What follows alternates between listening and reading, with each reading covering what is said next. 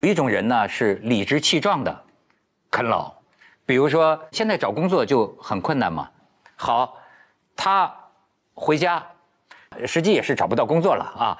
但是这个女生呢，她父母亲的退休金加起来就得小1万，然后呢，她父亲做菜也不好吃，她母亲也不会做菜，她这老两口啊还就爱出去工作，然后老两口呢。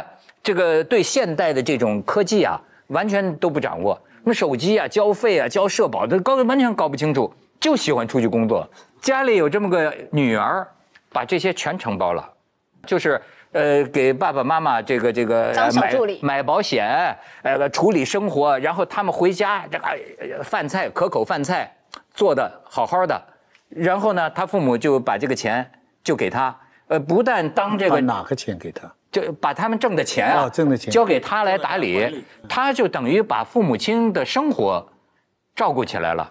父母亲其实也都岁数挺大了，所以发薪水给他的意思吗？也不是吧，就是说，反正平常家里的用项就给他嘛。他是子女，但是实际上他在这家里起的作用跟你一样啊，给父母买保险呢，带着父母去体检呢，帮父母的，而且给父母制定旅行计划呀。就是这个家庭这样生存下来，这个女儿，她就可以理直气壮。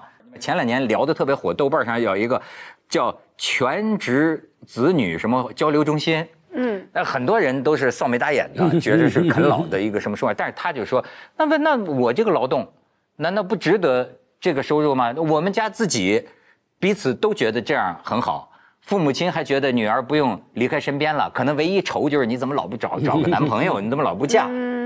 但是这样相安无事的过了，至少过到现在。现在涛哥还除了说全职子女哈，还有更好听的名字——家庭内循环。现在都说内循环嘛，对不对？内循环的经济，就是不靠外面，我们自己来。它家庭内循环啊，是谁赚到钱，然后在家里面来消费。因为你从消费的角度来看，我当爸的，比方说你来替我打点一切的事情，对我来说你也是一个商品嘛，我买你的服务啊，对不对？我钱给你，然后你也没有出去乱花，对不对？你也可能买些东西回来，家庭内循环有人这样形容。可是重点在于说，假如是全职子女的话，哈，从这个概念来说，还是跟外面请来的家务助理不一样啊。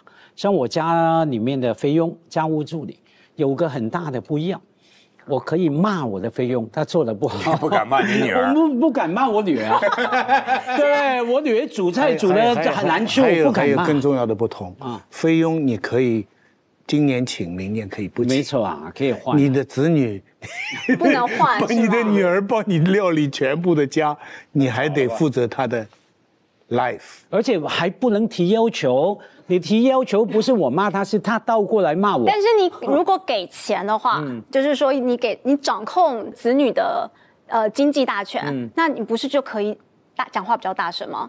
因为里面有个部分爱关系，我跟菲佣没有爱啊。千万不要有爱啊！你知道吗？我整天是很怕我菲佣爱我的，爱上你了。因为我菲佣经常回来说：“哎，我那些菲佣朋友都说 You are handsome, your boss is handsome。”这样，我就很恐惧啊。他说回来，你跟子女有爱啊，所以你不能提要求啊，当然也不能换嘛。香港有句话说叫做什么？叫做当子女的是无本生意，没有成本的。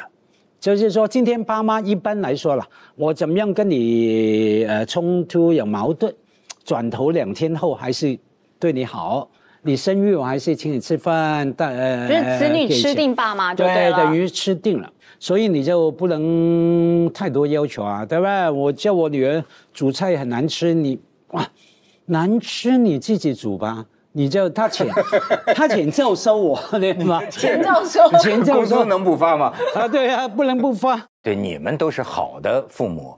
我听到的，你知道，就是现在好多这个，比如说外边留学的，那有些真的是年轻人呢，贪恋那儿的生活，但是呢，实际上找不到工作，这是个世界性的问题。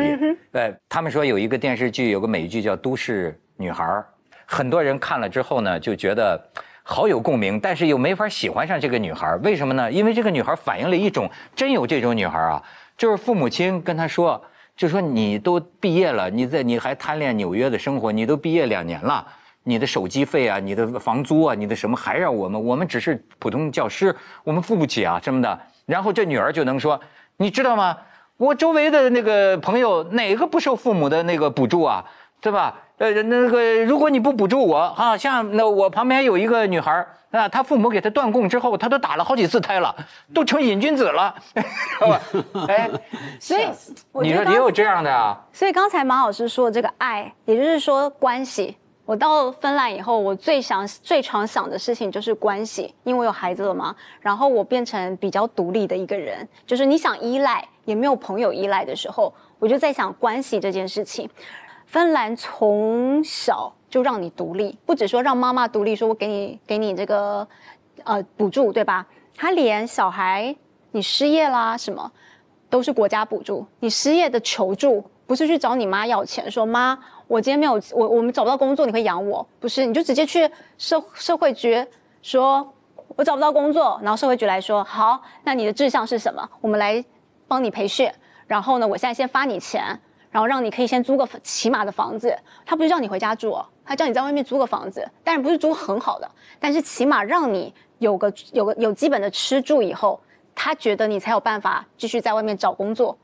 找到你的所想，是吧？所以他们的一切是想到的是政府，不是父母。同样的，父母到了老了以后，他需要人家帮忙了，他不会想到是把孩子带回家照顾他，他想到的是去找政府。政府，我有没有养老？有养老的补助吧，对吧？就像我们的五险一金一样，对吧？开始领钱，领完钱了以后呢，他就开始想说，那我需要有人来看我。那社会局就开始说，好，我找护士来看你，你要吃药打针干嘛？甚至散步都可以安排，我就多久来看你一次，带你去散步。所以呢，所有人都可以一个人生活，不管你几岁哦，当然小孩不算啊，是都可以。那这样子的话就有趣了，他们的关系呢，不像我们家庭关系这么紧密，我必须要承认。但是当他们的关系在一起的时候，也就是说，当孩子跟父母像我到了这个年龄，他们还愿意在一起的时候，他们告诉我，这就是 pure love， 就是说。这就是真的爱啊！我跟你之间没有金钱，是吧？我就是真的爱你，我真的喜欢你，我喜欢跟你在一起，所以我才回来看你。那你也喜欢跟我在一起，所以你来。我朋友甚至他那个父母独立到什么地步？他要出差4天而已，孩子没人照顾，孩子就找父母来照顾。他父母从芬兰中部下来，结果照顾2天以后呢，他父母说。另外2天我要去小木屋，芬兰人很爱去小木屋，是夏日小木屋。我要去小木屋待着，没有事啊，不是什么特别急的事。这另外2天你找保姆，就走了。听着像是另一个世界的另一个世界，但是有点你知道，就是这个他山之石啊，他有时候不一定能攻玉，因为呢，你看。就是那边人那么少，对不对？而且他这个社会发展那么多年，这就是他说这种模式是咱们就所谓北欧的高福利下的模式。但是我相信肯定也有那儿的问题，比如说也比自杀率也比较高什么的，对不对？的确，他们因为跟家庭就没有那么和谐嘛，不是和谐就紧密嘛，所以的确他们也会觉得我有事要找的是，就像我说的是政府，我不会找家人、亲朋好友帮助。不善于表达，我觉得跟中国情况太不一样了。中国这么多的人口，而且你像中国说养老，甭管你有没有条件，目前90%的老人都是居家养老。就是你可以跟他们推销说哪世界上什么地方都是政府管，都是养老。我跟你说，它不可能的，就是跟文化、历史、这个国情这个太有关系了。我现在我自己的养老体会就使我意识到。恐怕我们在未来相当长一段时间内，仍然会维持这个绝大多数人的老人还是居家养老。其实香港也像芬兰这样，真的吗？对呀，香港你没钱了，你就政府给你中援嘛。只是香港总体的钱住房太紧张了，他给你一个人的生活的东西没有像芬兰那么宽裕那么好，近万块啊。有很多人在算的，他是有些这个比较贫穷的家庭，一家4个人拿中援，好过他找工作。芬兰也是有这种情况，对不对？但是我觉得确实是几千年未有之变局啊，这个真的是世界在变化，包括这个包括西方其实也在变化。我最近看那几个数字啊，这个数字我好怀疑，以至于我怀疑这个数字是不是真的，但好像这个数字也是很权威的。你能想象吗？国际劳工组织发布就2020年，现在可能更严重了，就2020年世界青年就业趋势啊，全球13亿青年人当中，约有多少不上班了？2.67亿，比例很多。2.67亿依靠父母照顾及经济支援。然后呢，这个2023年，美国一项针对 Z 世代的问卷调查显示。什么叫 Z 世代？你知道吗？是1995年到2010，你看还是妈妈清楚是吧？的65%的 Z 世代和74%的00后认为，他们在财务上的进程是远远落后于他们父母一代的。你明白吗？就是说，我们原来老觉得说孩子懒，不肯吃苦，但是现在你像深圳很多年轻人就说，你们才是享受了经济发展上行红利的那一代人。我们现在的年轻人有时候干的就是比父母更苦啊，工作时间更长啊，但是挣不到那么多钱了。就是说，你看，这是世界性的，他们认为财务上的进程远远落后于父母一代，他们当中与父母同住的比例也比过去高了不少。好，北京大学的一项中国家庭追踪调查数据，我国适龄劳动人口的啃老比例，我不能相信这个数字，就说这个啃老比例从2010年的不足2%跃升至2018年的40%以上。40？我觉得他对啃老这个定义大概有点问题，就是子东老师，你现在给女儿钱吗？家辉，你给女儿钱吗？我没给女儿钱，但是我记住哪个电影里有这么一句话，女儿说的。你珍惜吧，我们还问你要钱。对呀，真的，我女儿问我要钱，我要珍惜这个机会，对不对？这在我们年轻的时候是不可思议的。不就是大学一毕业，上大学的时候，父母供的就很困难了。原因是什么？你知道吗？中国人现在绝大部分的家庭的财产的来源是房子。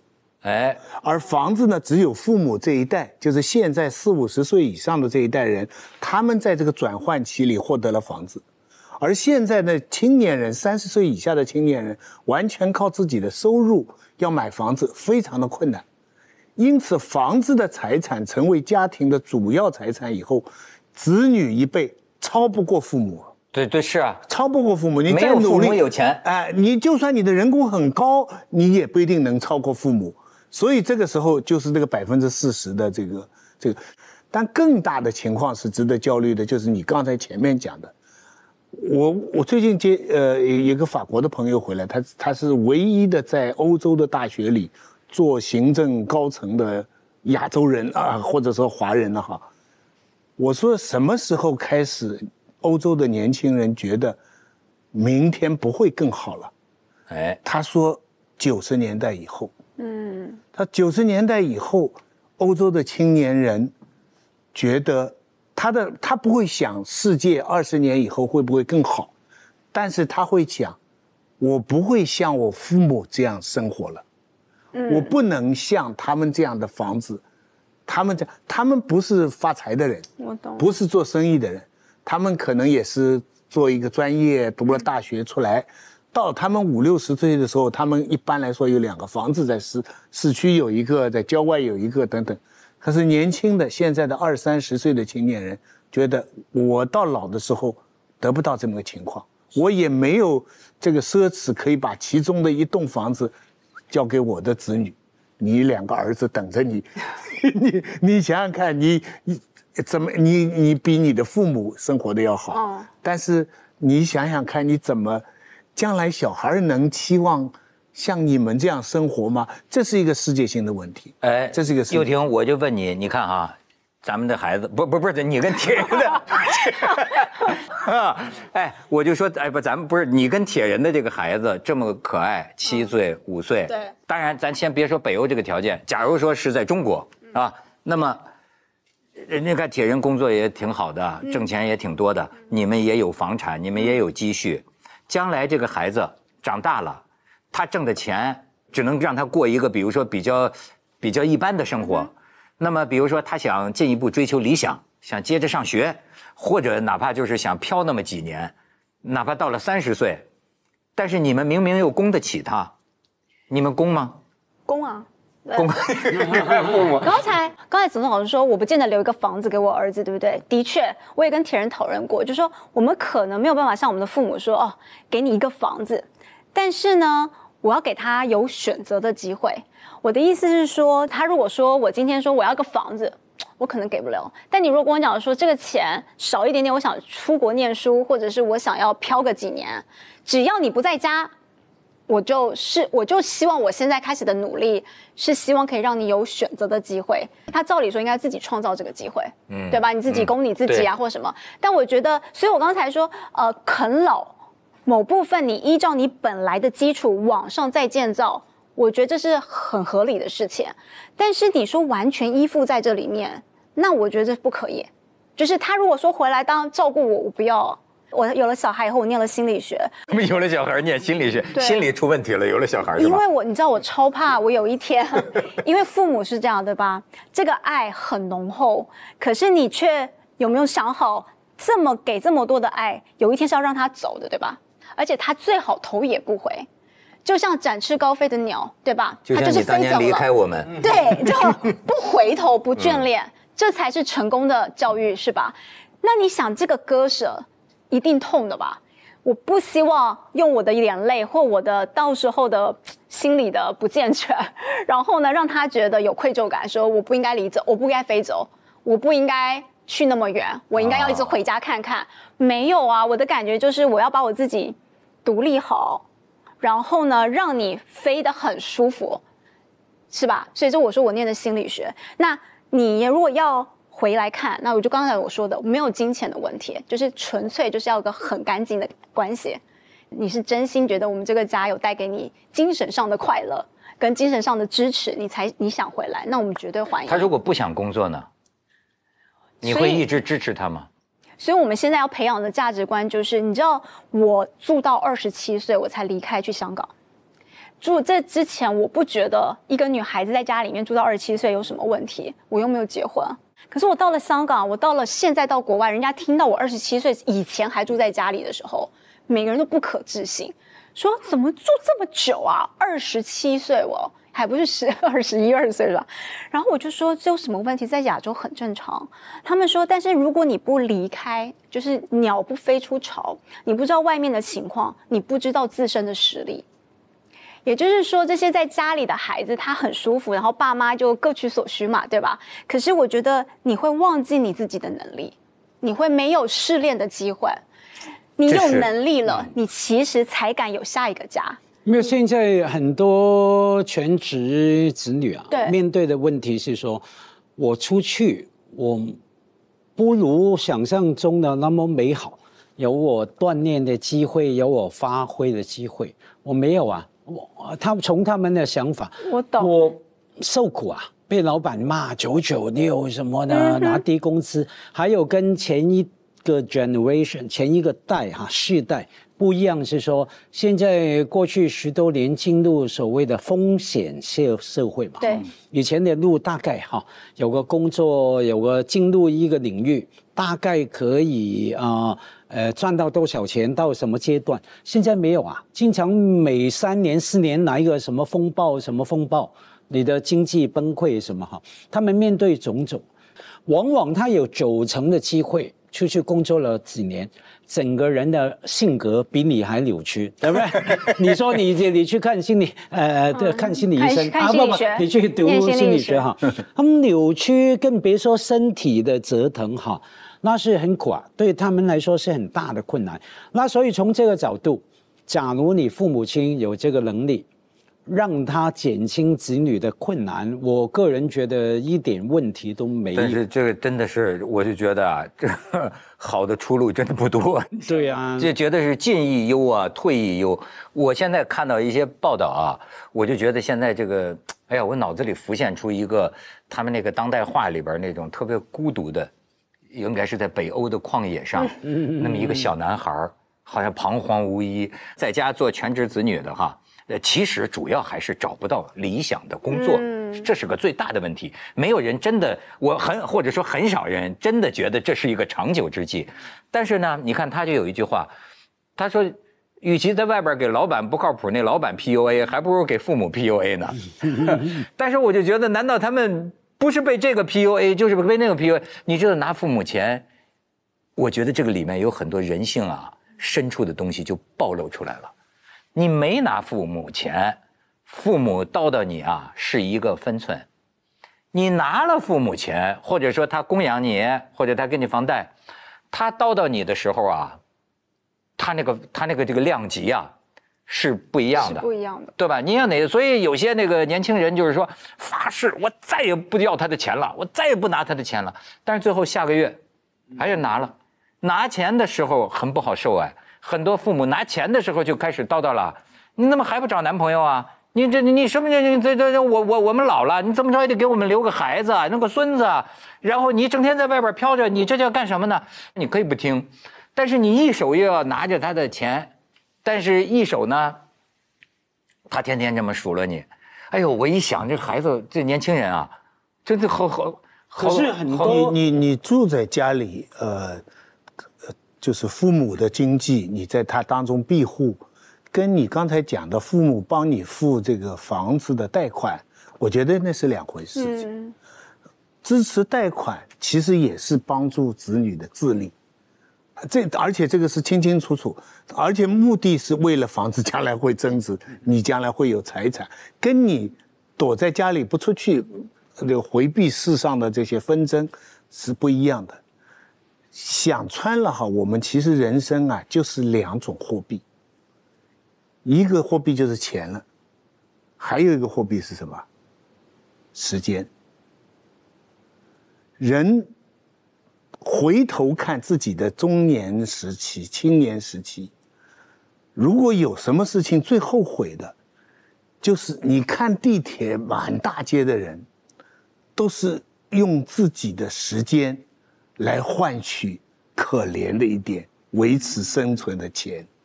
是啊，所以这么回头看的时候，就是我完全同意你们刚才讲那个价值观，父母希望子女成功，希望子女自立，希望你坚强，这也值得我来支持你等等的。但是抽象一点，从哲学上来讲，如果你做的事情不是出于兴趣，不是出于意义，而只是出于利益的话，那就是用你的时间在换钱，能避免就避免。给子东里面有一个吊诡哈，很难去证明的。什么样呢？所谓的意义哈，要找到工作的意义、自己兴趣等等。有时候你就是必须要再说抽象一点哈，就是要吃苦里面再摸索出来的。对，你很难说好，幼婷，我今天支持你2年。你在家想到一个我要做什么，我的兴趣在哪里，能力在哪里，精算了一轮，然后我好了，够了，2年了，我出去，很难的。我们是工作过了几十年的人都知道，你永远是第一步，没想到会把你带到第2步，然后第2步带到第3步。我经常这样跟年轻人说哈，他们说马老师我要找什么样的工作哈，这个工作要不要接？我都提醒他们。往往是你要看这个工作有没有机会把你带到第2步，其他的工作。而当然我也是唱高调哈，许多时候我们也不知道的，有时候你来了就来了，第一个工作你就做吧，可能的确在外面会被 PUA， 会996，薪水不高，可是在里面你发现了你的才能在哪里，你也学到才能，然后你也找到机会。做了10个月的很无聊的工作，到了第10个月的01天啊，突然碰到一个工作伙伴啊，又提我从他身上学的很多，他也谈了一个要发展一个项目，然后找我去合作。你 never know， 你永远不知道。他这个很 positive，很积极的一个人生观，就是说你不能单纯的讲我有没有兴趣，不能单纯的讲我做的这件事情有没有意义，可能看上去我又没有兴趣，我又没有意义，这个事情好像我只是为了一点钱来做这个事情，但它可能变成意义。比方说我在电影院里边做售票员，对不对？收了10个月以后，我会写短篇小说了。你真的不知道，这个人生是一个累积，我都相信。从我离开27岁离开家到香港，大概是我就是在香港呈现我到目前回头看都是最低的时候。但没有那个香港是你的低洼地，真的是吗？你把我当成什么了？你把我们当成什么？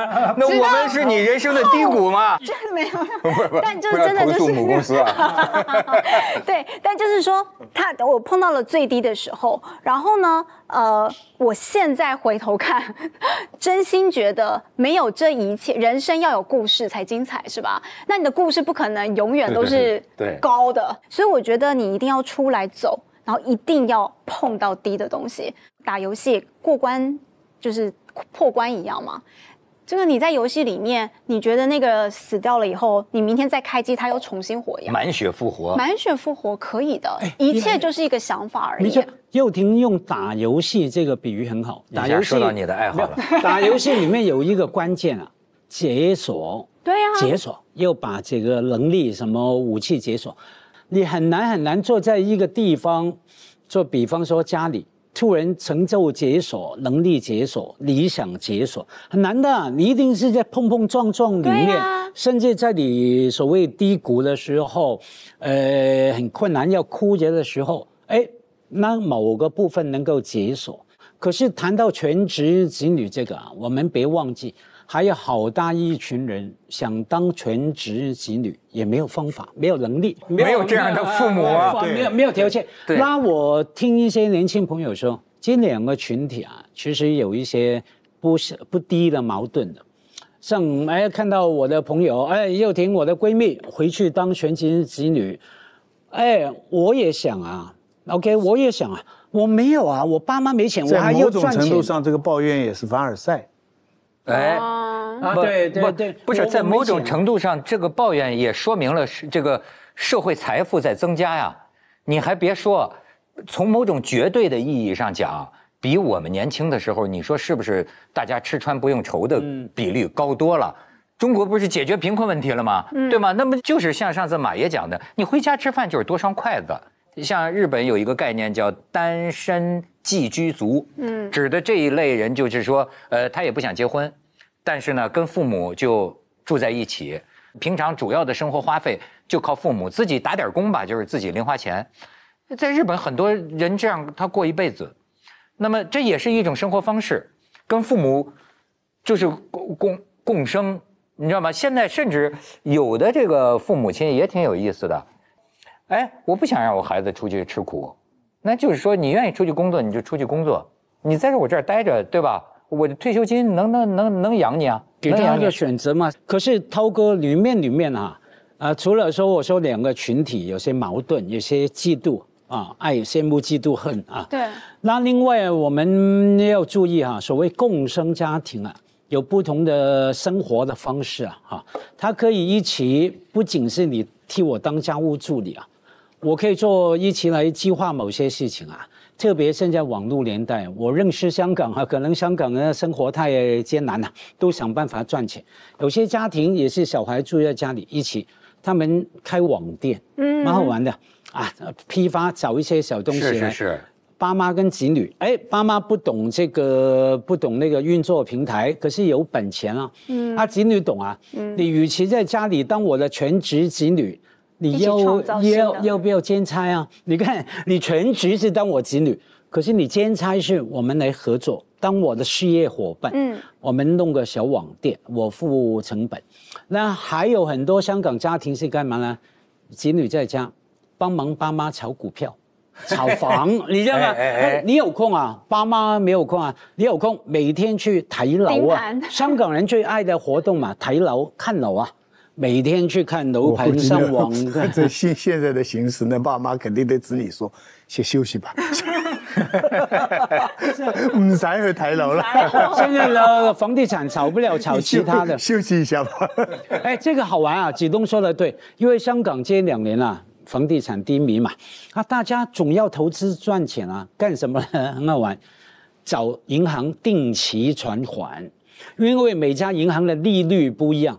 而且每天在变，每天在变。哎，你小孩替我看着，每天替我比价。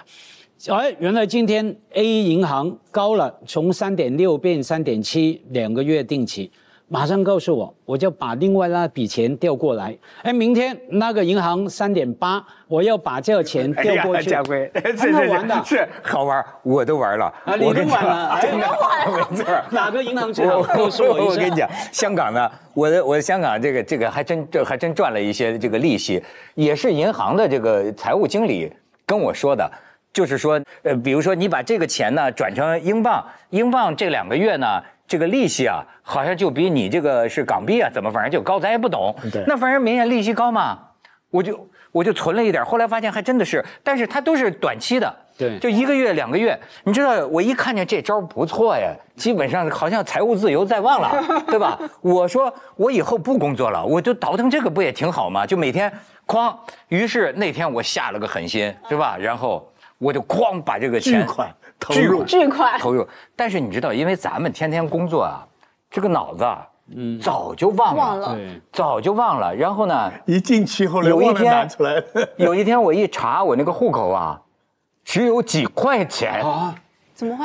就储蓄户口啊。哦，我就吓得我，你知道我至少获得了一次这个经历，就是说你有没有经历过你在银行里的钱？血本变成0了，哇！我一下子脑子里就觉得这怎么办？然后给那个银行打电话，我就这发生咩事啊？什么都说不清楚。好，我这个一天我这个精神呢就处于，我觉得大白天呢，我觉得天都黑了，真的，我觉得我眼前都黑了，我就下一个生活。快点讲结局嘛，太紧张了。就是存到另外一个户头，结局就是我把这个原来储蓄户的钱全部囤到那个1个月的那个里面去了，换了一个账户了。对，我不太懂这个，但是你查那储蓄户口，就没了，你知道吗？就这个事情就说明我是个土鳖，你就认真这个事情就说明我是个土鳖，早就意识到这个，吓了一跳。他们的策略是把别的银行的钱吸引到这里来，所以给你3个月很高的利息，新的钱过了3个月你得及时的再去转回去，你忙不忙啊？就现在越来越健忘了，你知道吗？2个月前那个事儿你根本忘光了啊，又是凡尔赛了，一笔巨款还可以忘光。那时候我的后半生养老就靠这个底儿了。我以为碰见什么那个诈骗集团了，你知道吗？那是你贵人是忙。我很多朋友，包括我，很 enjoy， 很享受这样。他问我，你家辉最近忙什么？我说忙填表啊，填表格，每天把这个钱调到那边，然后调到那边，我觉得非常快乐啊。好像我赚到了，你的银行把我吃定了那么多年，以前的利率很低嘛，是这2年才高嘛。终于老子要把你吃回来了，这边3.8，那边3.85，又填个表，3.85、3.9填个表，非常快乐。芬兰的子女跟父母的经济关系是怎么样？我就说不相干。本来是很不相干，但是最近这1-2年呢，我就是因为全球经济真的都不好，所以他们最近的新闻上面呢是不停的在讲说，芬兰孩子必须要靠父母才有房子了。但是这是这2年的，大家上新闻哦，就表示说是新事是吧？就说过去的很快会变成普世价值观的。对。但是我觉得有趣的是，他们写出来到最后的结论是什么？政府你赶快想办法。芬兰的房子呢，不是你想买就买，你想住就住。他们很多地方在一个社区里面，他可能会某一个楼是只租给艺术家，只卖给艺术家。你要有音乐学院啊，或者是表演的证明啊，你才可以去买那一栋楼。然后有一层楼，一栋楼里面呢，那个区是好区哦。一层楼里面呢，可能有几层是只能留给多少收入以下的人去买的，然后它的房价呢不能用市价，就是用跟那个艺术家的楼不是同一个楼了。不同楼，艺术家就是艺术家，然后但是它就是你如果放大，就是如果那个空拍机的话去看，你会感觉它是在规划的时候就希望把不同的人混合在里面，所以你也不会知道哪一个你不会走过去说啊这个就是穷人住的是吧？不会。然后呢，然后他要让有钱人也住到这里来，原因就是因为他们认为任何人跟社区有连结以后，你就会投入。你认同了以后，你就想建造，或是你的孩子，有钱人的孩子好，我们说资源比较好，他会有比较好的发展，他会带动旁边的小孩，因为你们一起在同个学校玩，是吧？所以他就意思是说，这样子的话，我们才可以一起互相提升。徐老师，我问你一个问题啊，就是这是个大哉问，哲学问题啊。精神独立是不是前提必须要经济独立？没有经济独立，是不是不可能有精神独立？当然会有少数例外，但是大的来讲应该是这样。那哪一个要先独立啊？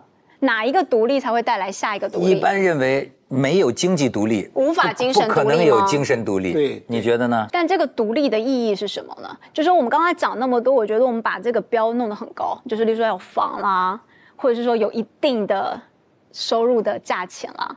但是如果我们刚刚说芬兰政府好像给很多钱，他给的是非常基本的，也就是说他不会让你有多零花钱了。我刚才就想问，做母亲的能收入多少？对对对，第一个母亲，第一个母亲加起来，第一个孩子不是第一个母亲，第一次做母亲，600欧左右，一个月吗？一个月600欧，那就等于差不多5000港币，5、6千块钱吧。对，哎，也不错了，可以多生几个就多一个会再多。但也不会说600欧，第二个变1200欧，不是这种加法。对啊，不是说生10个就6万。没有，不是。又停，跟铁人每天忙着就干一件事就行了。欧洲人看到你中国这套算法，真是不是这样子，它很多细节，对，所以倒不是。它是涉及到这么一个问题啊，就是说。这个父母资助这个子女，我其实真是觉得，大家说什么经济下行了，我真是善于忆苦思甜。我觉得毕竟还是说啊，就是父母手里有点余钱了。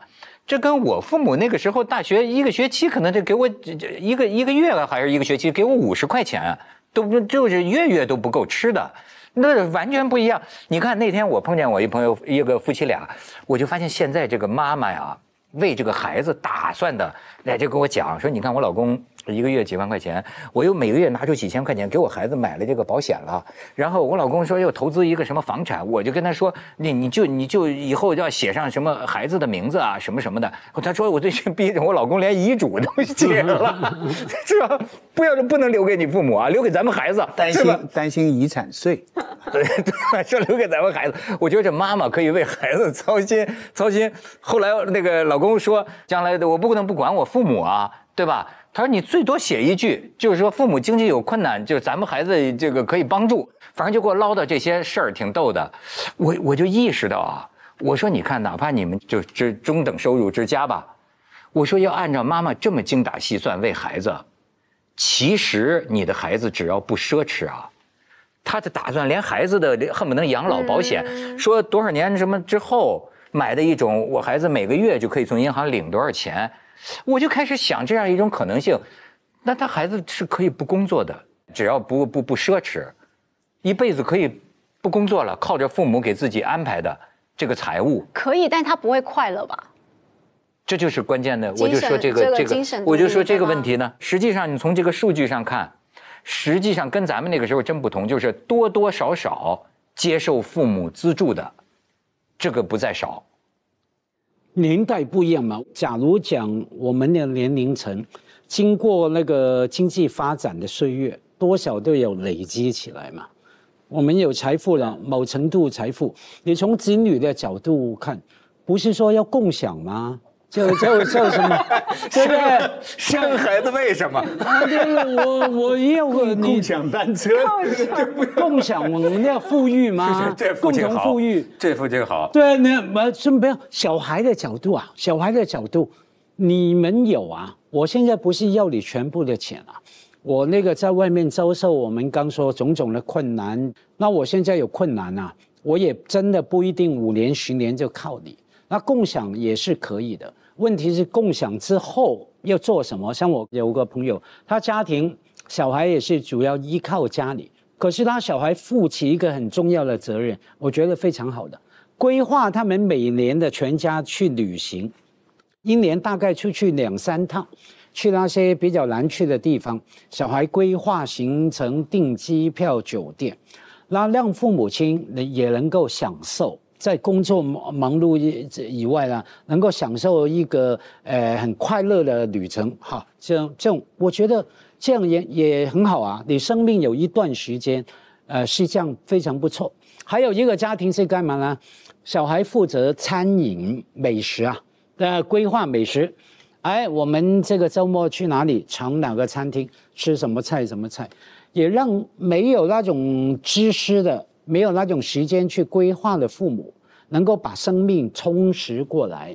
所以小孩啊，拿你的工资不是白拿的，给父母带回来一个颇为丰富美好的生活。所以重点啊，除了说什么老是说子女应不应该工作还是在家拿钱，父母应不应该宠坏等等，每个家庭有每个家庭的处境。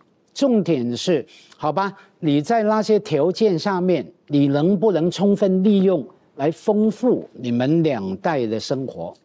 我觉得这个是重点，对年轻一代的影响更大。刚才一上来，我不是说那些评论的人都，我觉得他们特不体面嘛。我现在转过头来，忽然我又想到说，哎呀，我说他们很好呀，社会中流砥柱呀，为什么呀？我都以为这年头没人谈体面这事儿了，怎么大家还很在意？你不觉得吗？其实很多时候大家已经不去谈论这件事儿了，有点像那个有一个电影，就那个布达佩斯那个大饭店，就是根据就是茨威格那个小说我看过那个昨日的世界改的嘛。它里面不是有一个就是这饭店里头的这个就是这个主人，他一辈子都是其实是就是像个花花公子，但他其实保持着旧贵族式的那种操守嘛，他一路你也觉得他干的事情也有争议，这样那样。最后是他在一个火车，因为碰到那个1战嘛，然后他在火车上保护一个小男孩，就觉得那些士兵对他太粗鲁了，你不能这样对待他。就是这一件小事儿，他为那小男孩讲话，然后被打死了。就他在那种就最困难的时候，保持着他的这种体面，就这种事儿，我觉得我们现在不太说了。但是居然大家在这个时候还开始呼吁体面，你要以他们说的这个体面的标准去想一想，哎呀，要真这么体面，我觉得有很多事情可以改良呀，可以变得更好呀，难道不是吗？他讲的有意思，就是说这种在网上骂的哈，我觉得2种情况的确可能都有，一种就是随便凑热闹，另外一种按他这个说法，后面第2种说法呢，真心觉得我们要找回昨日的世界。他苛求你这个体面的时候呢，其实是对你的尊敬，对你的看重，就包括对那个什么艺术家老戏骨的看重。我想起一件事情，上海有个评论家叫李子云，他原来上海文学的理论部的主任，一度也做主编。他原来是夏衍的秘书，是一个非常有水平、很正直的一个评论家。有一年呢，我去到他家里看他，到已经是我忘了90年代还是什么时候，蛮晚了。那个时候的社会风气呢，他已经很看不惯了。他赞助的这些文学潮流啊，就已经是背过时，所以他就有一点，他就跟我这个，他其实已经写了一篇文章，批评史铁生。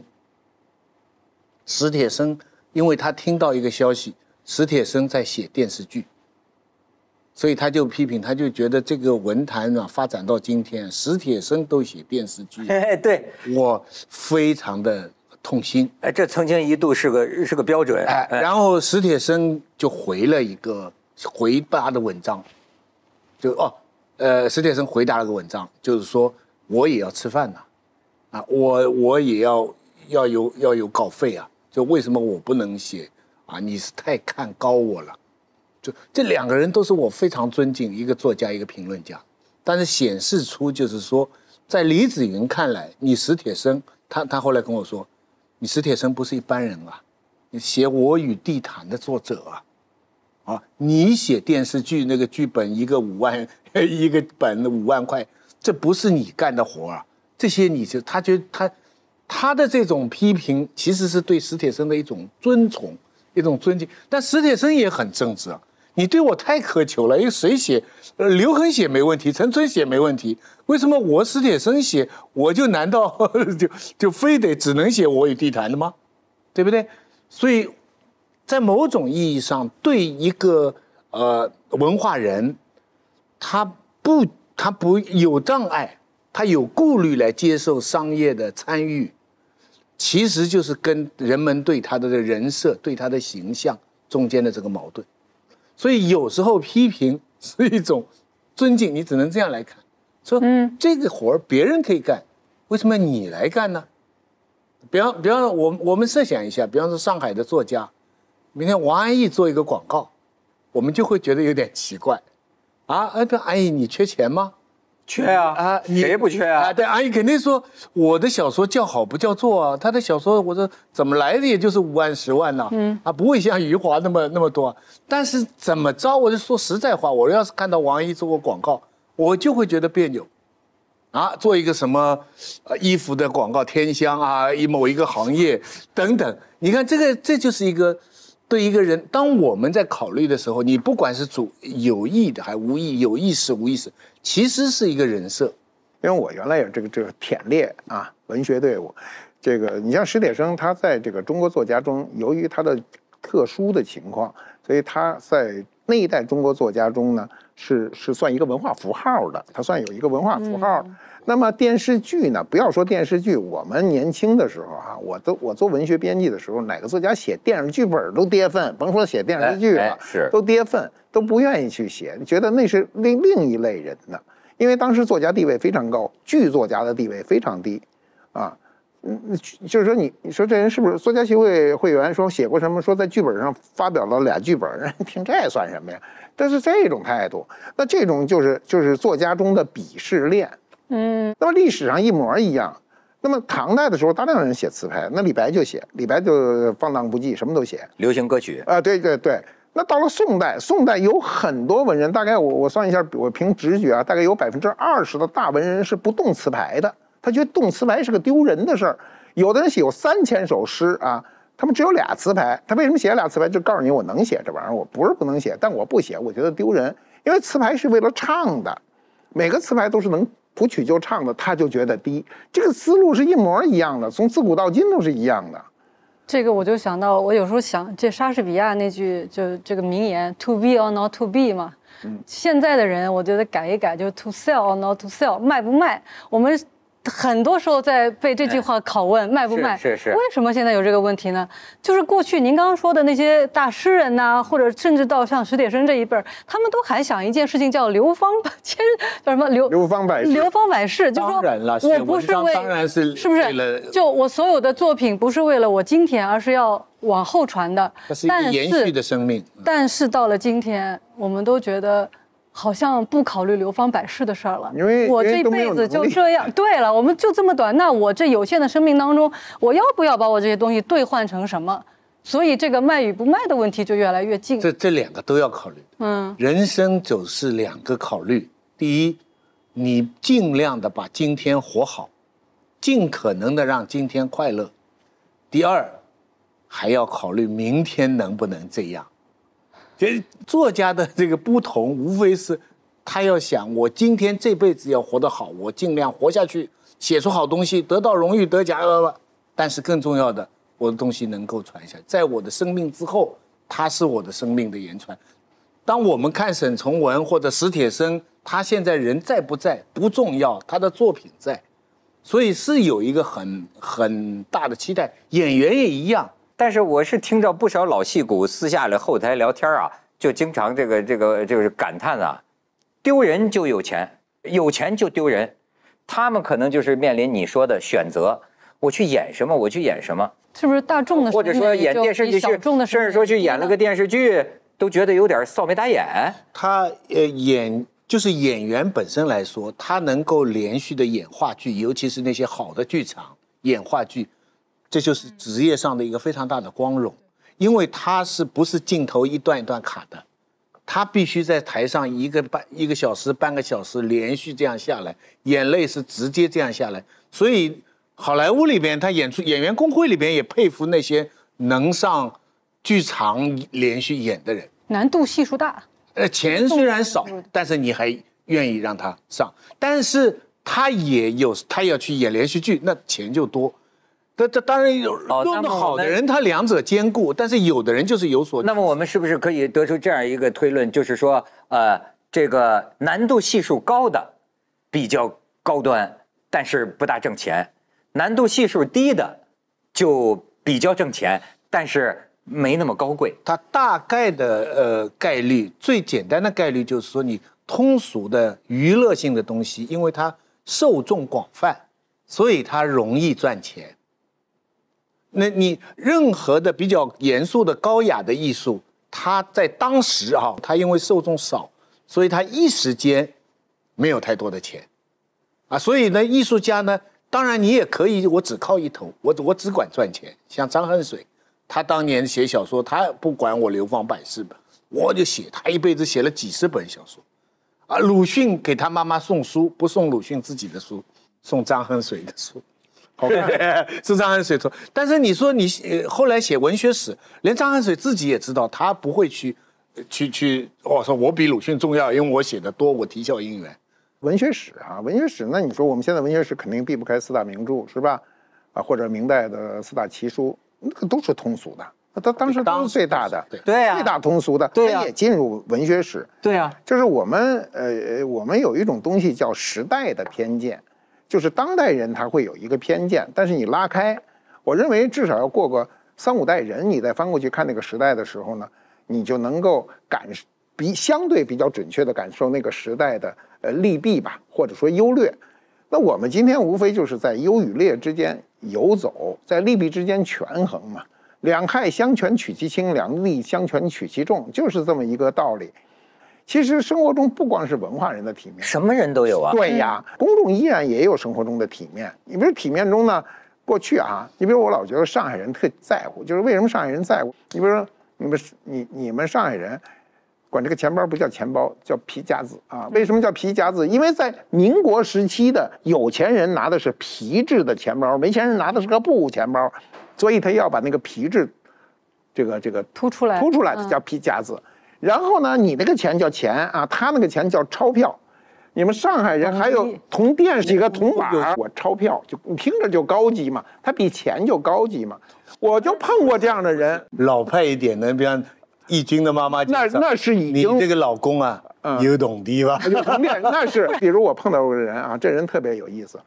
你比如说，他说那时候啊，我们年轻的时候啊，他穿一条新裤子，那我们说，哎呦，这裤子不是挺好，我们买条新裤子不是就完了吗？不，他一定这么表达，说我这个裤子啊很高级啊。他说用一个高级的词儿，我们买一条裤子从来没想到这裤子什么叫高级，然后他就给你强调我这个裤子里的含毛量是多少，一毛病。你就我们上海人体面就不会穿着睡衣满大街走了。对，上海人就很在意这些东西。哎，就是你们的那就还有那个穿那个衬衫，原来穷的时候，就那个这个领子，衬衫领就是个领子嘛，假领头，就是个假领子，我还有呢。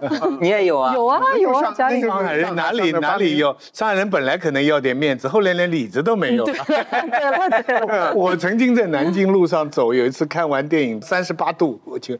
整个南京西路睡的全部都是老百姓，对，一家人穿了个夏天呐，穿了个短裤啊、衣服啊，我这个景象真是不会，就这个伟大的城市市民气息，这就是市民气息。不，这个在这么一个，这个在80年代不是上海所有的南方城市都是这样。就是西湖边上到了那就是一眼望不到头，都是占地方，是不是？都是一个凉席，一个大蒲扇，全家人。然后一家老小怎么要面子？鲁迅早讲过了嘛，就是晚上睡觉的时候把买来的高级裤子啊折好放在枕头下面压一压，到第二天早上还有一条缝，枕头成熨斗了，有缺陷嘛？哎呀，这是可怜。所以他就是你体面这个问题是从下到上都有，就是最穷的人也是。我刚才就说那人啊，他说话这个他吃完饭他跟你说话也不一样。你比如那时候我们吃饭都是到食堂去打饭啊，打饭有钱的人买个荤菜，没钱的人买个素菜，是吧？荤菜2毛钱，素菜1毛钱。然后你问他中午吃的是什么，他一定不说他吃一荤菜，他告诉你，他一定这么说，我中午吃的是肉。就是他老往高里的。后来我就发现他这个人呢，他不是虚荣，他就是要讲，他觉得这么特体面。我们说吃一荤菜，因为我们过去荤菜跟今天的概念是不一样的。比如肉炒豆角，这算荤菜。是啊，有肉就算荤呐。对现在人认为荤的那就是大鱼大肉，一烧肘子得全是荤的。所以他在荤菜中呢，他不是说我吃一荤菜，他只是说我吃一肉。其实肉在他这个菜里的比重并没那么大，他要突出去讲这些事。谁都有谁的体面。哎，有一种可以形容成虚荣，就是他有一点点虚荣。他是不是如果说的大一点啊，有点像我们说的礼，就是礼的本质不是礼貌啊，就什么你处于什么位置的人该对应的做什么事儿，穿戴、说话、行为举止，你符合你的身份，就是礼，就是体面。这个本来呢是社会上就排得很准的，这考验就是你一个文化人，好，可是现在突然有来了一个诱惑，对，比如说。研究生学历的，去卖网红鸡爪，这大家都看过吗？太正常了。香港的很多这个写专栏的这个文人，我认识好几个家里开牛肉店、牛肉面的，他们就讲香港，要不说最近这个疫情啊，影响好多演员啊，也都失业了。那有的演员就去送外卖了，有的演员就去扛大包了。就是按说也谁就做保安了，对，港姐的第几名的一个就去做保安了，就被人拍了，变成新闻了。你觉得这个是不是在香港市民当中好像接受起来就觉得挺自然，就好像他之所以成为新闻，也是因为他突破了他对应的事儿，有点不自然。但是你前面讲的对，就香港一般的文化人没有那么传统中国这个文人的那种优越感，因为它是一个码头嘛，各方面来的人，你原来地方地位很高，跑到这里你要谋生，你还是要开烧腊店，对不对？所以一般文化人在香港，我们以前都说过，香港的文化人是半俗，就是他会讲的比较俗；内地的文化人是半雅。比方说，你同样一记者采访，你请内地的一个作家来说，你最近在思考什么问题，他通常就会。这个阿富汗最近的局势啊，或者是中国的现在这个什么明星的什么走向啊，皱起眉头，人文精神啊，对不对？香港的作家，你要是来采访他，顶洋文情啊，对不对？或在哪里？他要显得比较熟，对不对？显得你周星驰，你去问他采访，他才不会跟你讲我艺术长久啊，将来什么生命，他不会这个。那这是一个分别。但即便是这样。现在你一个选美小姐出来以后去做保安，还是被人家报道，就是打破了社会结构的冲击太大。那马爷，你觉得这叫不叫不体面？那对于他个人来讲，我觉得他肯定是要突破传统体面这个观念的。但是我觉得从社会整体上讲，就是一个简单的道理，叫适者生存。对，你所谓体面不体面哈，其实。我们今天社会是因为相对比较稳定，你们来讨论这个问题。在中国历史上啊，明清之间啊，清朝到民国之间，民国和新中国建立之间，这时候有很多人他社会地位都发生巨大的变化，他要重新去谋生的时候，这个事儿都放下了。你不放下不行的。社会不给你其他机会，那你的体面已经变得非常不重要。因为我认为体面在生存面前。没那么重要，就是你为了活下去，你可能什么事儿都要去做，只要你不违法啊。我们前提说不违法，不杀人越货。但是，对于一个平稳的社会，我们社会现在相对来说都比较平稳，没有大的动荡。那你改变你自己的就是过去固有的这种形象，尤其是文人形象，或者是被文人塑造出来的形象，比如什么小姐啊，这什么小姐，选美小姐，选美小姐，选美就叫文人塑造出来的一种文化形象，叫选美小姐，是吧？你让她去做佳丽啊，什么佳丽当保安了是吧？对，当保安了，佳丽当保安了，当保安。还有现在还有一个问题是我们根本不清楚的，也许这个佳丽当保安是人家饭店的一个噱头，人拿它做广告，你都不知道啊。哎，那叫饭店的体面。对对对，饭店就体面了吗？他体面了吗？小姐也获得了高收入，就是她为什么去？她一定是收入比常人高的，这个可以判断。他就是基本上就是说体面不体面这事儿，说到最后是个社会共识。我们社会怎么认为这他是不是体面？我们现在就是前所未有的说到那么多不同观念、不同潮流在冲击。你比如说那个安迪沃霍，为什么那可口可乐画那么多就是作品呢？他就是说你不管是很有钱的人还是最没钱的人，你们喝到的可口可乐是一样的，你不可能买到一个更贵的可乐或更便宜的可乐，它就是一样，颠覆文化秩序，它颠覆这些东西价值观。那我们现在就是这样啊，就是你说你一个什么，你文化符号、社会形象啊什么的这些，遭到了颠覆，就说那你最后的你的生存能力是怎么样子？而且刚才我说，就是我们成为流芳百世的几率是不是越来越小了？我们越来越看到这个潮流时代不停的洗刷。那我们能成为什么经典？这概率越来越小。那是不是我们就应该在这一世接受很多不同的？有个经典就是写中国传统的士这个阶层在社会变化当中的地位的降落，和他的脸面不肯放弃，那就是孔乙己。这个鲁迅就活化出这么一个。那就是考试本来应该是考科举的人嘛，他到了腿都打瘸了，酒钱都欠着，对不对？还要说回字的多少种写法？回字4种写法，这个当代很多这样的人，孔乙己。但是我觉得现在你要用历史之同情的眼光看起来，孔乙己也有值得同情。当然，对吧？你也是不是？当然风骨，当然同情。那个小孩的角度，其实也是让我们同情。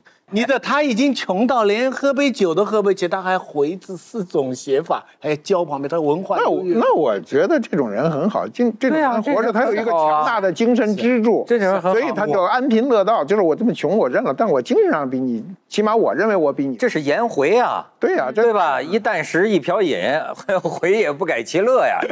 这所以回字几种写法，孔乙己从这儿来，孔乙己跟颜回也能搭上关系。但是你说他有一个问题，比如说啊，研究生去卖鸡爪，咱也听说什么原来甚至大学教授可以去卖茶叶蛋。他要卖成了，大家又觉得哎，企业我要说的正是这个意思，就是说如果他火了，哎，他变成了一个鸡爪大王，他变成了一个鸡爪托勒斯的一个总经理，他变成了首富，有啊，哎，那大家体面了吗？谈这个教授体面了吗？体面了。这个教授体面了吗？转型体面了，或者就是说获得了新的尊重。我们现在这个认为，只要你成功了，就所谓你有钱了，那就是体面了。你比如那北大的毕业生卖猪肉那个事儿，闹得就前些年闹得多热闹。那叫陆步轩吧，叫什么？我记得名字是吧？后来我看过他一段采访，就是有人说他赚了多少个亿，他就说猪肉有那么暴利吗？猪肉没那么暴利啊，猪肉是一个大家都看得见的，利润是很低的。他是通过他的，其实高等教育对他来说还是有好处，他思维方法跟人不一样。同样一个猪，就咱俩一人拿半片，我卖的就比你多，因为我知道从计算上怎么能把它计算得更为合理。其实就多了那一点儿，导致他就比别人就发了财嘛。那社会又重新对他有认知嘛。一开始对他认知非常负面，当他成功以后，对他的这个认知就正面了嘛。你像那个罗永浩嘛，最典型的这个例子，因为他开始做手机嘛。就这个最初也是就是知识分子嘛，然后做手机，他欠了债以后，不是就去那个直播带货。刚开始做第一场的时候，大家大量人去看是一种人设，觉得有点同情他，觉得哎呦你怎么也去直播带货了？结果人家做的特别好，那又有了一个新的形象，大家觉得哎呀做得好啊。非常成功啊，没什么丢人呢。但是我看至少人罗永浩人家对外说的也算是回也不改其志啊。人家说的是我这是为了还债。对啊，我还完了债，我还是要搞我原来的。他不是喜欢弄电子产品还是弄手机，我不知道啊。那意思就是说，我这是还债，我不得不如此。但是我还完了债，我原来的志向该干什么，我还回到我原来的。我本来是个山上道士，武功绝强。现在我欠了债，我在这撂地摊耍个把式，赚你们点钱，然后我还完账以后，我还回山上去。这意思。看看底线最不体面的是，妈妈生病了没钱治，这是最不体面了。所以为了这个目的，对不对？这个有些就是不同层的人呐，你能看出标准确实是不一样。比如说，不是还有一个讲古诗词的教授吗？其实就是在网上讲的多了。你看有的时候啊，有些时候在某些圈子里，这个标准可以严格到你出现太多了，你曝光太多了，你在网上到处去讲，你这个都有点 low， 就被认为是吧？它不体面。但是这个教授最后我发现一番表白也是实情，我觉得为他挽回了一个体面。他说我的太太身患绝症，那个药啊贵的呀，可能这个一粒可能得1700块钱，一个月吃多少？知道你说谁对吧？他就是说我得挣钱呐，我得挣钱给我太太买这么贵的药。你看，哎，这马爷刚才分析了，这种道歉其实还是在还这个做生意的原罪，就是任何人你赚了钱，就好像是欠了债一样。对我这个里面是不是有点值得讨论的东西？我的意思就是，他这个就是传统文化中跟当今商业文化中的一个严重碰撞。对，因为大家认为你是一个讲唐诗的教授，然后你利用讲唐诗火了以后，然后你把它变现，大家不太接受这事儿。那么他出来只有一个办法，就是来挽回自己的影响是什么呢？就是我被迫把我心里的话跟你说，来告诉你我的为什么要赚这个钱。那我如果说我有一个极好的收入，他得了癌症，我根本不需要考虑这个钱，那我肯定不会去做这个事儿。那我觉得是可以的呀。你看这篇文章，他讲我这逻辑不就是吗？不就感觉非得是我母亲有了病，我的这个什么广告都接，虽然没有啊，都变得似乎是他替你可以理解。他替我赢得了体面。对，他说他为什么接了广告呢？原来不想接的呢，因为他家里的这个情况。对，所以广告是趋利，后面这个家庭这个需要是避害，就得这样来进入这个游戏规则。其实站在一个公平的角度上讲，作为一个大学的这个文学教授，你去什么带货卖点钱，作为一个这个生意失败的人去卖货卖点钱，这些都不必再把背后的这件事儿跟你讲。可是现在当你成为公众的这个人物的时候，由于你又利用了公众对你信任的这个东西获得红利的时候，那你被迫要把背后的事情讲出来。你要不讲出来，别人受不了啊。就是说体面，但是呢，当我们表明困境，我的困境的时候，就可以解释了这个不体面。它就变成了，也就是个解释。我同意你这个话是个解释。那你肯定是这样的，因为按照我们传统的认知，中国这么多大学，这么多教授，有多少人上去带货去呢？我觉得还是有很多教授他拉不下这个脸，他即便能带，他拉下来他也带不了货。现在不要说这个，有流量的明星有很多上去也不带货，有的人是有流量，看的人很多都是看热闹的，因为你生性不是干这个的。你看人干得好的人，人家本来就是卖货的。一个人一行吆喝一行，因为这个今天是我觉得像这种直播带货，这个是把很多商业直接推到前台了。过去你是看不见的，过去卖东西不都是售货员吗？对不对？不，就是我也趋利避害啊。我对这个带货没有什么偏见，我主要是觉得责任负不起啊。你带你怎么能保证全是就是他哪怕都有合法的证明。万一出了个什么事儿，你赔得起吗？或者说你负不了这个责呀？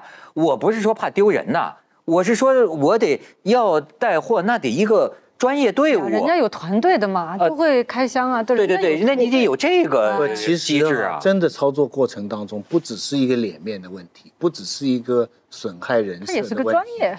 我参加过门户网站，不是带货，门户网站的这一类的这个活动。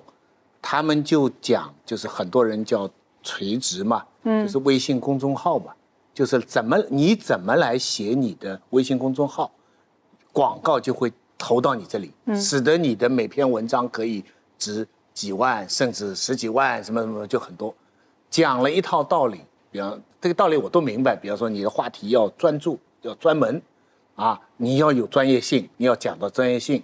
但你又要考虑性的品牌的操作，又要听他们暗中的这个引导，使得人家就买这个牌子的书包。但是所有的这些操作，我上去发言的时候，我说真可惜啊，跟我从小受到的关于写作的训练完全不同。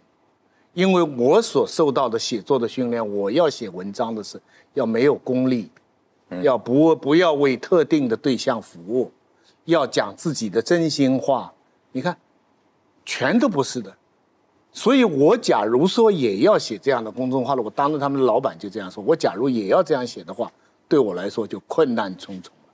那对于旁边那些新的写手，他没有这个困难，因为他没有以前的这套训练，他也没有别的文章，是不是？所以这个中间的冲突，除了我们刚才讲一个面子上，这个要专，你的本身的讲，说难听一点，你的研究、你的学问做得越投入，你要转型就越困难。不，这个里边啊，其实也有真正的这个怎么说呢，利害，以及啊，你要挣长久的钱，还是要挣一时的钱的这个考虑。每个人都有一个安身立命之本。你比如说，我说，哎，我可以接受，也愿意拥抱这个商业，拥抱这个哈。但是呢，你是主持人呐，啊，我现在这个界，我现在的这个叫什么？就是我可以推到哪里啊？就是我可以做广告，但是广告就是广告，对吧？我要告诉你，因为我不能欺骗观众，我不能把广告的话当成我自己的话，让观众以为，对吧？因为这个倒不是说我多高洁啊，而是说人家凭什么看你的节目啊？就是因为你说的，我也不敢有信心，谁知道？对，反正那个意思就是说，你不能失去那个基本的一个，我觉得是行业基本的。伤害到你的本业。我说这个，我发现有点心里没底气。不，很有底气。你按照协定，你在节目里讲一段广告词，什么什么好，这是一回事。对。但你在聊天当中，你本来并不觉得这个学校好的。对，觉得这个好。对。现在你开玩笑的说，其实是这个好啊，什么，这个就违反职业道德。这个就违反，甚至违反了你个人的操守原则。还有一个是你的身份决定，因为你是一个文化人，你不是演员。你听我说，演员演广告怎么演都没事，因为我是演员。对。但我们这样的身份是特别不适合弄这个事儿。对着你要融进去说的时候呢，它是带了你的身份的真诚。你身份要融进商品的时候，就风险增大。如果你的身份融不进商品，你比如说我问你，你为一个妇女的用品做广告，就你没使过这东西，违法呀！你现在，这广告法，你如果明星代言广告啊，你自己你得有责任的，你对他的，你说我代言妇女用品，我没用过，现在好多不是男明星做女性化妆品，那他们是用过的，我不知道，好吧，这我不知道啊。这个反正是应该，你就现在的法律规定，你代言的人是要对广告的正确性负有一份责任的。你看，每个人都有不光是君子有所为有所不为，我看连小人也有所为有所不为。世界上没有一个人什么都肯干的，对吗？也就是说，每个人都有一个线。那其实我现在觉得呢，有的人的线啊画的呢，他不肯为这个事儿动脑子了，有些原则黑白分明。你比如说，我们也知道有的那个老戏骨啊，好像说王志文就是吧，他就完全不拍广告了，那就是不动这脑子了，对吧？但是你像我们呢，你动了很多脑子，你得斟酌，他这个靠谱不靠谱，这个接受不接受。当然，动脑子有动脑子的利益，就是你如果觉得这个产品很可靠，对吧？我呢形象跟他呢也很搭，就是实际上跟商业之间是存在双赢的可能的。但是呢，你看那有的人呢，就我这一条线，我根本不在河边走。但是呢，有的人把线画得更近一些，那实际上呢，你费的这个脑子。还有一种情况就是你花了很多精神考虑规则做不做损害什么，人家一点都没考虑过你。我记得好多年前咱们的一个嘉宾在这瞎开玩笑说 I have a dream， 就有一天每个人都能因其本职工作和他本人的这个特长得到他最大的收入。经常是你做你的这个本业呀，这个是一个可限定的一个收入，但是呢，它有一个边界溢出的现象。对，你做点别的，甚至不用你这个本业付出那么大的代价，但确实收获的这个价格就更高。甚至有些人说这个以低外养低内，低内损失低外补，在外边挣的钱，他帮补一下我专业上面我这个经济所得的不足。这就是我们这个时代，我觉得也很悲哀。就我们的硬通货是什么呢？硬通货是流量。就你到最后，不论你干哪一行，可能你的衡量你价值的标准是流量，那就很惨了。实际上是我们这个价值的标准的一种单一化。如果我们就你说的，你可以以你所从事的事业行业，你的专业去获得，那么就等于说它这个标准是多元化的。就像我刚才我在想，我们有讲电视剧，有讲演戏剧的哈，那你演戏剧的可以拿戏剧的奖，演电视剧的有金鸡，也有这个艾美奖等等，你在每一个领域其实你都可以做到你最高的那个认可。但是当你如果面对市场，你所有的这些东西的转换都是流量，那就是太单一了。但是我觉得有一件事儿是必定存在的，也不用为了这个去要公平，你永远也做不到。你说这个，比如说他搞证券的、搞投资的、搞这些的金融的，他和一个做科研的，你说咱们付出了同样多，同样的付出，你得承认不同的行业，哪怕是在市场经济情况下所得的个人收入，必定是存在很大差距的。这个东西我不知道叫公平还是不公平，但是你得承认这个。有些人就是人做的选择不单纯是为了钱去的，就是我们今天呢，基本上把成功者都变成是有钱的人，这个就不好。因为各行各业有各行各业的成果。对，过去你像俄罗斯呢，诗人作家来了，地位高级了，他有时候没啥钱，穿的破衣拉撒的，但是大家都对他肃然起敬。那我们现在不是这样，我们现在肯定是那个有钱的人都被前呼后拥啊。你因为视频很发达，你能看到这些大佬出场的时候都是前呼后拥，大佬出场是吧？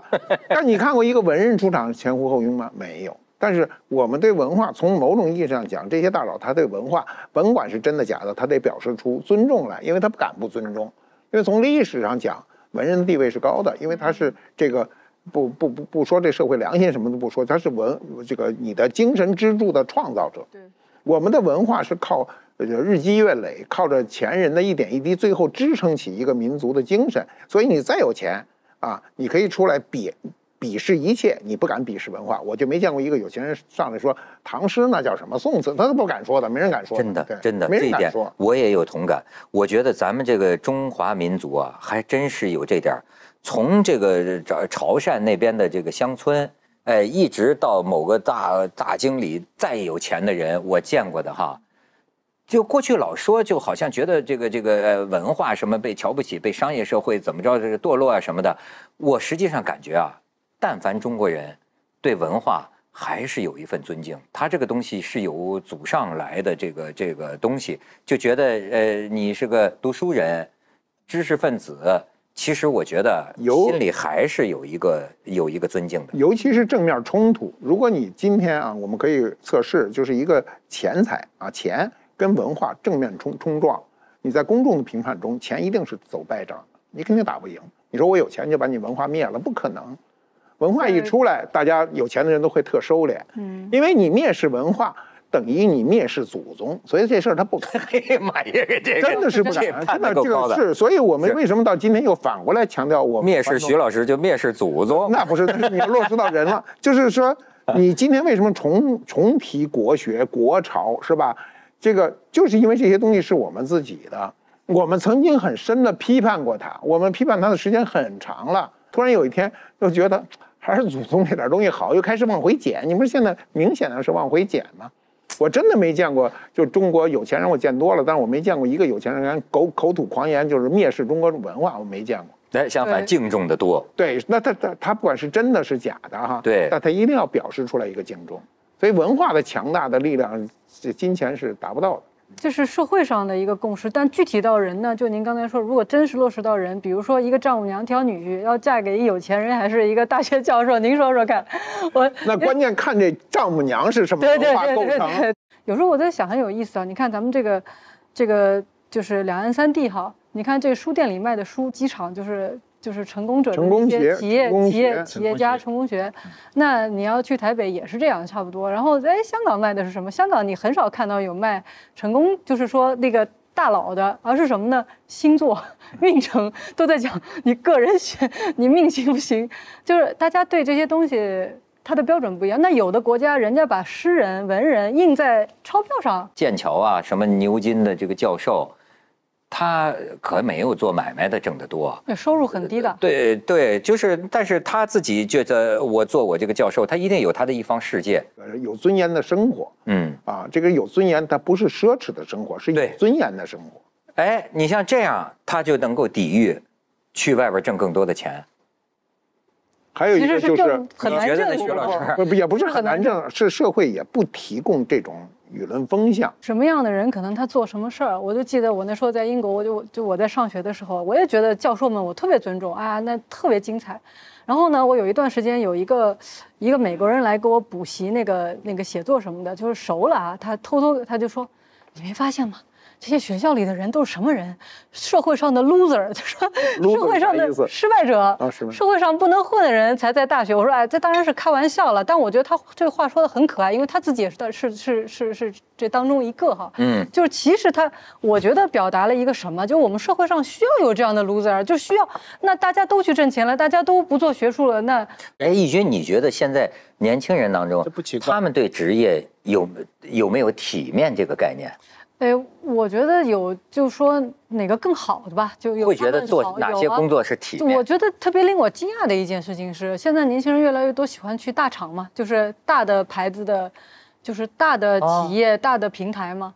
我经常跟我身边的年轻人说，我说我现在你要跟我说这些就是名头特别大的企业、特别大的平台，我说我真不会想去，因为我自己的个人经验，我会觉得，那你耗在那儿更多的精力是周围的人啊。不是你的才华，而是你跟周围的这个人事关系啊，什么什么这种东西，就是我个人提啊。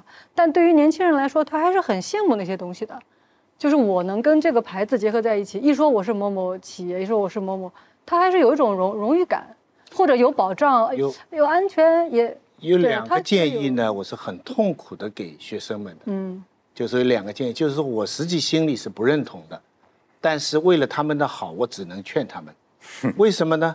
学生第一个会问题，如果他选大学，他中学成绩很好，他选大学，他是选专业好的呢，还是选这个大学的名气大的？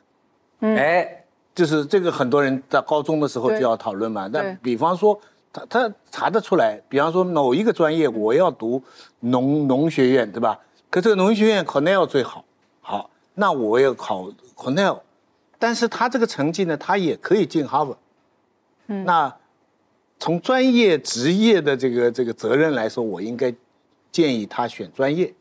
这个你一辈子的事业，你的 Cornell 的农业是最好的，但是从现实的因素来讲，选有名的大学，因为出来第一份公司里面，他不大看你读的到底是哪一个学院、哪一个系好不好，除非你读研究生、读博士，否则的他就看你这个学校、这个大学的名气。那这一条是我明知不对，我还和他们讲。第二条就更悲惨了，我一直跟学生讲，你要做好自己的专业，你做好自己的专业，成功了，赚多了钱了，出名了，这是最光荣的。就是我们刚才讲，这个，而且社会都是这样，是最理想的社会。跟他讲了，但是我也得给他说明，我们这一代辛辛苦苦做几十年，赚的钱不如买个房子增值的钱。这个，因为我们确实处在一个高速发展时期啊，就是改革开放40多年嘛，然后这个后20年的，就是这个飞起的速度很快，所以裹挟在中间呢，很多人也赚了钱，有时候误打误撞的，比如买一房子后来挣了好多钱。你买完房子后来发现旁边是个学区，原来没有学区概念的时候，这房子值不了啥钱，是吧？现在是学区房了，就变成值钱了。那其实说来说去又落回一个主题，就是你到底要挣多少钱，到底你为社会做什么样的贡献，它本身是一个成一个比例关系的，也不一定非得成正比。但是问题是因为我们今天的聚集财富的这个形态呢，发生了巨大的变化。它跟以前的不一样，你以前你比如在中国古代社会中，乃至到了民国，他的财富积累需要漫长的时间。现在可能这人做公司，经常宣传3、5年把公司做上市，一下就成为富翁了，这个就给很多人一个幻想，对不对？这有点像买彩票。这个概率虽然低，但是它是一个现实，大家都看得见。在过去没有这种事儿。你过去那个有的那个贫农说那地主说的那祖上，咱都10代人创下的财富，他都知道，对不对？你现在你这个时间跨度你是没有的。但是今天如果把这种暴富的生活中暴富的这种心境啊，都给调整过了，一代人，那你找工作找什么工作你都会觉得不好。那你就只好一个方法去创业，创业一定是死得多的嘛。这比例是90%以上的。那肯定的，要把那个最初就刚开始有的刚一开始就死了，仨人去攒点钱，没几天就死了。所以这就能回应你刚才说的这个去大厂，对，它自然也是有它的这个。不是去大厂，你如果现在你去大厂，你没有一个好的本事的话，你进去你从打杂起，这有一个悖论哈，就是越大的单位，它的门槛越高，它的制度越严，然后它效率会严重降低，所以很多人就会一辈子阶梯其实也很，然后就会误在那儿，一辈子误在那儿。如果你在人际关系处理不好，那你肯定就是这辈子你就在那儿。好了，创业比例很低，大厂又前途漫漫，广告一时半会儿还没人找他做，不，你这个就是说怎么办呢？我是觉得啊，原来我给年轻人建议，我觉得你人生如果做第一份工作哈，最好的一份工作一定是要跟人打交道。跟人打交道你会学出来很多。你比如说要拉门是吧？宾馆拉门，我以为什么跟人打交道？对，你天天看这个眉眼高低，然后你很快就会分辨什么人是有修养的，什么人没修养，什么是有钱的，什么是没钱的，什么是真有钱，什么是假有钱的。然后你在眉眼高低中，你处理了各种事情，你拉一年门，我认为这个人跟社会的这个打交道的能力，那个佳丽做拉门，有人家里去拉门去了，是吧？对，不有人拉门拉出名堂来吗？佳士得拍卖公司的那个拉门的，最后不成为副总裁退休吗？哎，是，我讲过这个故事，他就是从10几岁就去拉门，没有什么这个学历。拉门呢，就是最大的好处就是用心就能记住以后这个客人来了哈，这客人来了发了迹，这客人喜欢什么他都知道。然后隔几年没来，那就生意不好了。隔了几年又出现了，说您又回来了什么？他很会说话，拉了一辈子门，佳士得所有的客人他都认得。最后变成什么呢？佳士得最重要的拍卖业场一定他出现，因为所有的人互相之间都不知道这人是干嘛的。大客户一来了，那很多人跟不上，他马上告诉你这人干嘛，这人历史是什么，怎么回事，弄得很清楚。所以要有心。最后点呢，关键是什么？人拉了一辈子门，拉到退休的时候，佳士得举行盛大的酒会。把各方人请来，当场宣布，我们这拉门的门童以佳士得副总裁的待遇退休。这一不，你不做的副总裁也是这个吗？我突然想到，就是这上海滩这个就是这个沙逊，就是那个和平饭店那一带，他最早做什么？就是叫什么保安加销售啊。他最早是在那儿。所有历史上发大财的人一开始都是干这个的。你看杜月笙一开始干嘛的？销梨的。过去什么叫销梨？现在都没这行业，就是走着走着累了，吃一水果，人家拿着梨歘一些。你知道为什么削梨不能削苹果？我告诉你，梨水大。梨水大，削完了以后我都能给你削啊！我削了白削啊，削完了以后有一个刀，削完了以后这梨皮全在上面粘着，因为它有水，提溜起来给你，不脏手，它一提溜这梨完了你能吃。这手绝活，人家最后做成老大，一定是从基础做起。谁上来让你做老大呀？真让你上来做老大，你控制不了局面，谁信你？出状元沙逊那时候就是什么，犹太人刚刚到中国在做这个生意，然后呢，上海人那时候他排队到那门口去买嘛，老是一堆人拥在那里，就乱。他怎么给你们发号、发牌子，1号、2号、3号，你们排队买。